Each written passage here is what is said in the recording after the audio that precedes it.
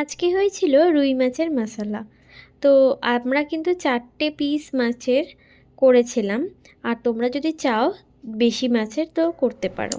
তো প্রথমে মাছগুলোকে খুব ভালো করে ধুয়ে নিয়ে একটা জায়গার মধ্যে রেখে দিয়ে তারপর ওর মধ্যে দিয়ে দেওয়া হয়েছিল নুন, অল্প করে মানে পরিমাণ মতো হচ্ছে হলুদ, আর আমি আগেও বলেছি আমাদের কিন্তু কাশ্মীরি লাল লঙ্কার গুঁড়ো ইউজ হয়, তো লঙ্কার গুঁড়ো আর অল্প পরিমাণে তেল। তো সব কিছু দিয়ে ভালো করে মাখিয়ে ওই 15-20 মিনিট মতো রাখা হয়েছিল ভেতরে, যাতে নুনটা আর মশলাটা ঢুকে যায়। তারপরে মিক্সারের মধ্যে লঙ্কা, গোটা ধনে, গোটা জিরে সব কিছুকে কিন্তু একসাথে দিয়ে পিষবো, ঠিক আছে। তারপর দেওয়া হয়েছিল যে কেটে রাখা টমেটো ফালি করে, একটা গোটা টমেটো, মিডিয়াম সাইজের টমেটো কিন্তু দেয়া হয়েছিল। তারপর ওর মধ্যে সামান্য পরিমাণে নুন দিয়ে দেওয়া হয়েছিল, ধনে পাতা দেওয়া হয়েছিল, যতটা পরিমাণ তোমরা ধনে পাতা দিতে চাও দিতে পারো ধনে পাতা।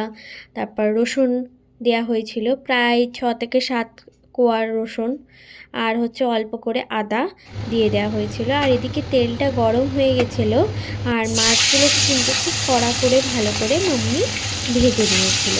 কড়ার মধ্যে 4টে মাছ, তো দুটো দুটো করে মাছকে ভালো করে ভেজে নিয়েছিল। এদিকে দেখতেই পাচ্ছি একদিকটা লাল লাল হয়ে গেলে উল্টে আবার মাছগুলোকে ভালো করে ভেজে নিয়েছিল। ওইদিকে মিক্সিতে পেস্টটাও হয়ে গেছিলো, আর এখানে আমি একটা গোটা পেঁয়াজকে কেটে ফালি করে নিয়েছিলাম, দিয়ে পেস্ট করে নিয়েছিলাম। তারপরে আরও দুটো মাছ প্রায় ভাজা হয়ে গেছে, তো ভাজা হয়ে গেলে ওই মাছগুলোকেও তুলে নেওয়া হয়েছিল।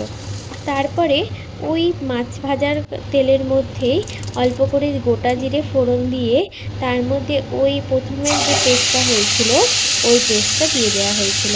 তারপরে ওই পেঁয়াজের যে পেস্টটা ছিল সেটাও এটার মধ্যে দিয়ে দেওয়া হয়েছিল, দিয়ে প্রায় অনেকক্ষণ ধরে নাড়তে হবে যাতে এটার কাঁচা গন্ধটা যাতে চলে যায়। আর এর মধ্যে দিয়ে দেওয়া হয়েছিল কাশ্মীরি লাল লঙ্কার গুঁড়ো, আর হচ্ছে নুন আর হলুদ দিয়ে ভালো করে মশলাটাকে অনেকক্ষণ ধরে কষতে হবে যতক্ষণ না জল ছেড়ে আসে, তেল ছেড়ে আসে। তো তেল ছেড়ে এলে তারপর ওই মশলার যে জলটা ওটা কিন্তু ওর মধ্যে দিয়ে দিতে হবে। তারপর নেড়ে চেড়ে ভেজে রাখা মাছগুলোকে দিয়ে একটুখানি ফুটিয়ে নিতে হবে যাতে ভেতরে মাছের এই কাইটা ভেতরে মাছের ভেতরে ঢোকে। তারপরে ব্যাস ওপরে ধনেপাতা দিয়ে নামিয়ে নিলেই রেডি আমাদের রুই মাছের মশলা।